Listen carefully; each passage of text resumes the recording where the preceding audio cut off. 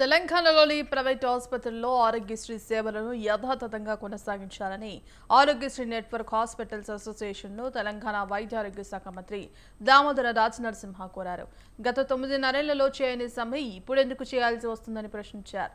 గత ప్రభుత్వంలో నెలకు 50 కోట్ల రూపాయలు కూడా రిలీజ్ అవ్వలేదు. మేము 100 కోట్ల రూపాయలు ఇచ్చేందుకు అంగీకారం తెలిపాం. ఆరోగ్యశ్రీ సేవలు అందుబాటులో లేకపోవడంతో మేము ప్రత్యామ్నాయ ఏర్పాట్లు చేసుకుంటున్నాం. ప్రజలకు ఆరోగ్య సేవలో ఎలాంటి అంతరాయం కలగదని దామోదర రాజనరసింహ తెలిపారు.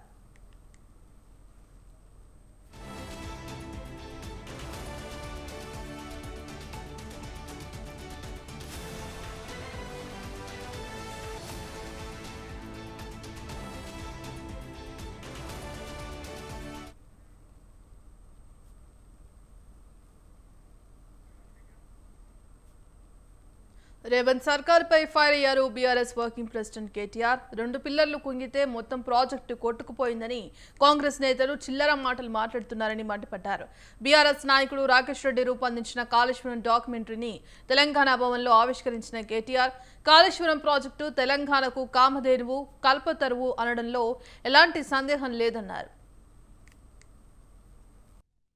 ఎల్లంపల్లి నుంచి మరి మిడ్మానేరు నుంచి ఒక పాయ మల్కపేట రిజర్వాయర్ ఉంటుంది మా వేములవాడ నియోజకవర్గానికి.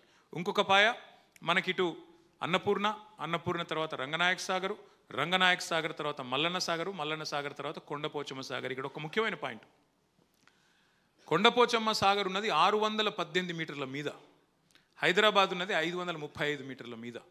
అంటే హైదరాబాద్ నెత్తి మీద ఒక కుండ పెట్టినట్టే.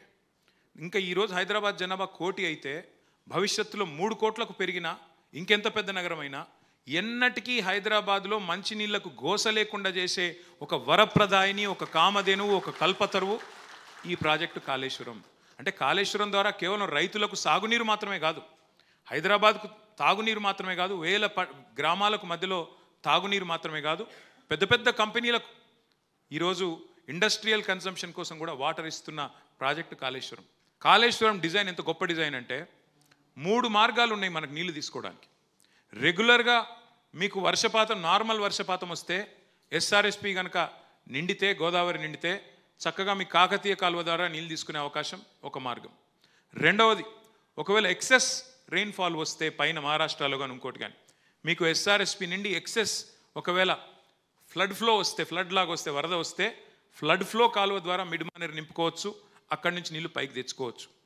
ఈ 2 ఫెయిల్ అయినప్పుడు, అంటే సాధారణ వర్షపాతం లేనప్పుడు లేదా ఫ్లడ్ లైక్ సిచ్యువేషన్ లేనప్పుడు కరువు వస్తే, ఆ కరువులో కూడా తెలంగాణలో నీళ్లు ఉండేది ఎక్కడ? గోదావరిలో. అంటే ఒక్క ప్రాంతం మేడిగడ్డ. అక్కడి నుంచి అంటే తెలంగాణను డ్రాట్ ప్రూఫ్ చేసేది. కరువు వచ్చినా కరువులో కూడా తెలంగాణను కాపాడే ప్రాజెక్టు కామధేనువు లాంటి, కల్పతరువు లాంటి ప్రాజెక్టు కాళేశ్వరం. ఇవాళ కాంగ్రెస్ చేస్తున్న దుష్ప్రచారం కాళేశ్వరాన్ని కూలేశ్వరం అని. 100 భాగాలు ఉన్న ఒక ప్రాజెక్టులో ఒక్క బ్యారేజీలో, ఆ బ్యారేజీలో ఉండే 85 పిల్లర్లలో 2 పిల్లర్లు కుంగితే పడిపోలేదు, కుంగినాయి అంతే. కుంగితే కొట్టుకపోయింది, కాళేశ్వరం కూలేశ్వరం అయిపోయింది అని చిల్లర మాటలు మాట్లాడేటోళ్లకు మనం గుర్తు చేయాల్సింది ఒకటే, ఎంత నోటికి హద్దు అదుపు లేకుండా 1,00,000 కోట్లు కొట్టుకుపోయినాయి అంటాడు ఒక ఆయన, ముఖ్యమంత్రి గారు. కానీ ముఖ్యమంత్రి గారు మామగారు చెప్తున్నారు, పిల్లనిచ్చిన మామ పద్మారెడ్డి గారు, అయ్యా 93,760 కోట్లు ఖర్చయిన ప్రాజెక్టులో ఇన్ని భాగాలుంటే మీరు దాన్ని 1,00,000 కోట్ల కుంభకోణం అంటే ఇది రాజకీయపరమైన ఆరోపణ కాకపోతే మరేంది అంటే కూడా స్పందన రాదు. వాస్తవం ఏంది?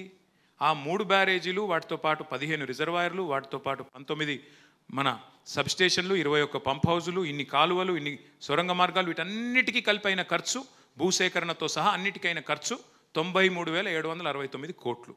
ఇంత పెద్ద ప్రాజెక్టుకు, ఇంత పెద్ద కార్యక్రమానికి. అందులో ఒక మేడిగడ్డ బరాజుకైన ఖర్చు, బరాజులోని భూసేకరణకు, దాని నిర్మాణానికి అంతా అయిన ఖర్చు 4,000 కోట్లు. ఆ 4,000 కోట్లలో సిమెంట్ స్ట్రక్చర్ ఏదైతే ఉన్నదో బ్యారేజ్ రూపంలో, దానికైన ఖర్చు కేవలం 1,500 కోట్లు. 2 పిల్లర్లు కుంగినాయి. అంటే ఎన్డిఎస్ఏ రిపోర్ట్లో కూడా వాళ్ళు ఒకటే చెప్పినారు, 7th బ్లాక్ని 7వ బ్లాక్ని పునరుద్ధరించండి అన్నారు. దాని పునరుద్ధరణకు అయ్యే ఖర్చు ఎంత? అయితే 250-300 కోట్లు. అది కూడా ఆ సంస్థ పెట్టుకోవడానికి రెడీగా ఉంది. ఎల్ఎన్టీ అనే సంస్థ కాంట్రాక్చువల్ ఆబ్లిగేషన్ కాబట్టి మేమే పెట్టుకుంటాం అంటున్నది.